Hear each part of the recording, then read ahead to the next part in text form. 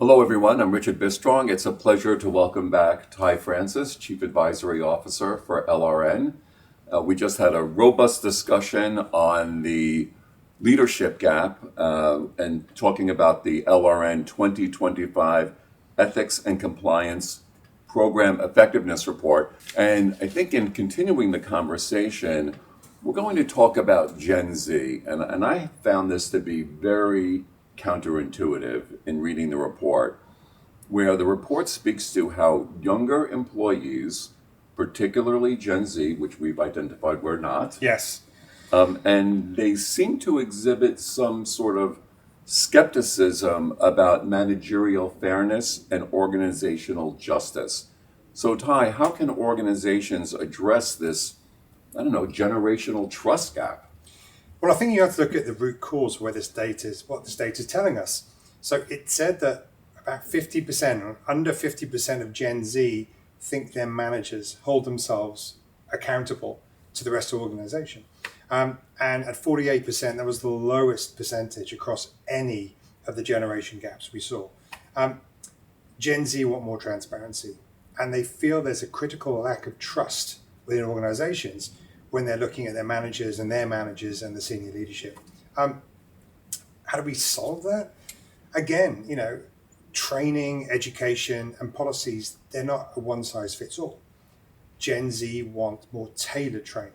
They want more clear communications. And a lot of Gen Z, including frontline workers and lower management, want to be part of the solution. They want to be part of this feedback loop. They want to, opine on how the training is and how it went and how it should be delivered. And I don't think a lot of companies are including them in that discussion. They want to have their voice heard. They've grown up in an era of transparency and everything's online and everything's available. But if you think about how they're accessing information via TikTok and Shorts. They want constant feedback. They want to wait 6 months or a year for their reviews. So if you take all that information, all that data back to a company, companies should be evolving and adapting their training to suit what will be a very large demographic and generational part of the organizations. And, this goes into how high impact and low impact programs work. High impact programs are using data to identify trends. Medium impact programs aren't using data, so they're becoming more reactive. So using this data on how Gen Z are looking at training is incredibly important for companies. Fantastic point.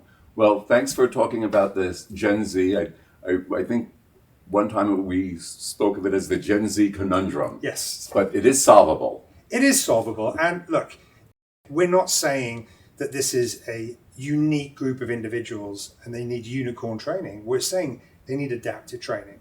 And they're going to be a large part of our organization's employee count. So let's make sure that we're addressing that risk now rather than later.